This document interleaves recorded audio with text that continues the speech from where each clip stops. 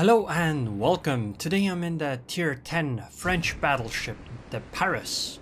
Well, actually she's the Republique, but I have the amazing space skin, so you can hear pew pew lasers like that.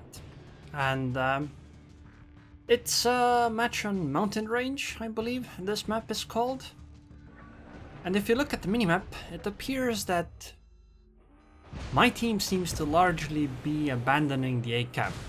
Right now it seems that the ships staying here are me, this Neptune, the Gearing, and maybe the Montana. The Kutuzov and the Friedrich der Grosse are both leaving, and it seems that our team is focusing on the B and C caps. Although at this time in the match I didn't quite realize that, I believe. Also Necrovan is on the opposing team. So we'll try avoiding fighting him because, well, I can recognize the name and he's playing a Yamato, whereas I am in a Republique. That's 32mm all over, which means that Yamato's AP shells will be able to overmatch my armor. And I would like to avoid fighting many cruisers at once as well, because their HE shells can penetrate my armor quite well. And it appears that the Montana is leaving this cap zone too, so we need to be kinda careful.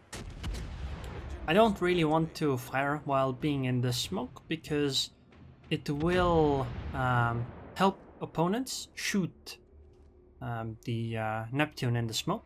So I try to wait a little bit until I get further away from here, you know, like right now, so that they can't take advantage of locking on me to fire on the Neptune. Nice. Thank you very much, Iowa. I will take that citadel.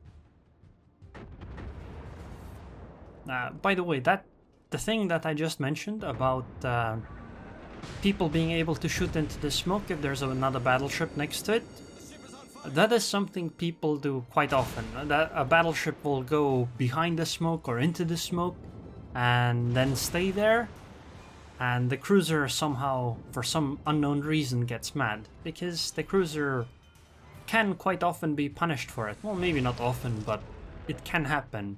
So if you can avoid doing that as a battleship, try doing so, because it's considerate for the cruiser. So, as you can see, there's only the Neptune and me on this side. Even the Gearing has left, the Montana and Kutuzov are leaving, so I'm gonna start backing off, and I tell the same to the Neptune, that she should also start thinking about running away. Well, not really thinking about, but already running away, because there isn't much here. We are definitely going to lose the A cap, despite the fact that it's the only cap we have right now, but considering what's going on the minimap, I think we're gonna take the B cap. And I think if our team pushes into C, then they will kill all of the ships over there and take C as well. So we should hold 2 of the 3 cap zones, and it becomes all about which side ends up, you know, winning the fight. If the opposing team actually pushes, I'm gonna try to back off more or less here. Just sail away and try to pull them away from fighting the rest of the team and just fighting me at long range, because fighting me at long range isn't quite as useful as you know, going and fighting the rest of my team, because they're not going for any objectives. I mean, we still hold the A cap. Also, I will start turning into the corner at some point soon, so that I can flank them, because, you know, that's kind of what the French battleships are really good at. And since the République is a French battleship, that's going to be the most important part. And I do this turnaround and start heading in their direction. And I'll start heading towards where the Henri is, because if I can fight the Henri one-on-one, I think I have a good chance of winning that fight. And I will keep going towards the corner, although I think the Neptune is going to die. She stuck around for too long, I suppose.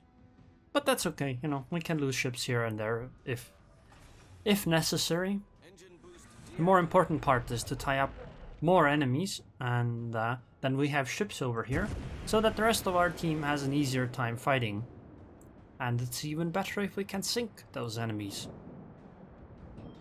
Oh yeah, by the way, there's Cyclone incoming, so that's another reason why I'm going closer, because, well, in 1 minute and 10 seconds, there's only going to be 8 kilometers of vision, so even if I stick close to all of these ships, as long as I don't get too close, I think I'll be okay. And that's why I'm gonna start kiting away from the Henri, because in that case I'm not going to get into a situation where I'll be fighting the Henri, the Monarch, and the Iowa at the same time. Well, hopefully anyway. Oh, and the... wow, the Gearing took out the Buffalo with torpedoes. That's surprising.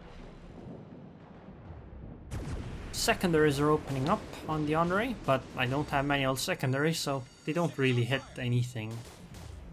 By the way, actually, secondaries, even though they don't seem like much, they can be quite scary for cruisers, especially with manual secondaries, because the shells can quite often deal some damage, and in those cases, you know, it's kind of frustrating that your HP is being whittled away slowly by a battleship, despite the battleship not even maybe paying attention to you. Well, in this case, of course, I am paying attention and my secondaries aren't doing all that much, but secondaries on cruisers are actually the scarier part rather than secondaries on other battleships or even DDs, really. But my god, this Henri does not want to take any citadels. I can't seem to deal all that much damage. Come on, little pew-pew guns. Sink her already. She's probably torpedoing. And then she's gonna turn the other way and torpedo as well. My plan is to quickly sink her and then turn the other way. Like I'm starting to do right now. I started turning the turrets. And I'm gonna start turning the ship too. So that, because I think she already fired her torpedoes, and in that case, you know, if I do these maneuvers, I'm going to avoid the torpedoes, and everybody will live happily ever after, except this Henri, of course. But that's okay, because she's on the wrong team. And there's the torpedoes that passed. And now we're gonna sail closer, and it seems that the opposing Iowa is coming towards me, although I have only 25,000 HP and only 1 heal. But then again, the Iowa is at 38,000, so it might not be as bad. I mean, the first salvo was pretty good. The problem with these kinds of fights is I don't know when to use HE as a battleship and when to just keep firing AP. Of course, if we get really close, then AP is better because I get to, you know, shoot her side, but right now I don't really know if I should be firing AP or HE. With AP, I'll try to hit her turrets, so that maybe they get knocked out. In that case, you know, she can't fire in return on me, and that's good. I tried using my armor, as you saw, that was super effective. She did absolutely no damage, and now I'm prepping for a close pass. I zoom out so that I can depress my guns further, but I mess up here slightly. As you can see, I should have turned my turrets earlier than I did.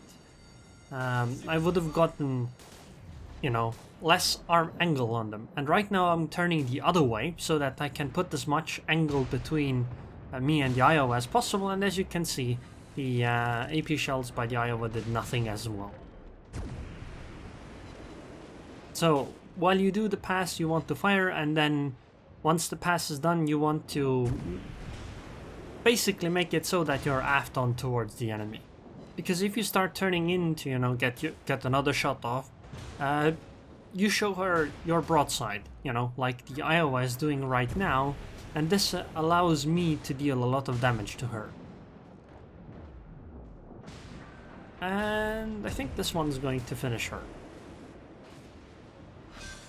And look, I have 23,000 HP left, well 22,700. I had 25,000 at the start, and I used 1 heal, and I sunk her from 38k. So, you know, this can make a pretty big difference. And, you know, the game ended after that because we had an overwhelming points lead. Wow, I actually got the fireproof. And, that's high caliber, right? I don't actually remember. Of course, I do some bias towards people I know. And here's the damage. Look, I did 92k on that Iowa, 52k on that Henri, a little bit on the Buffalo, and a little bit on Necroman. Here's the credits and XP. Anyways, hope you guys enjoyed this video. I would like to thank the patrons and patrons. Thank you very much for your continued patience. Edward, and I hope I'll see you guys next time.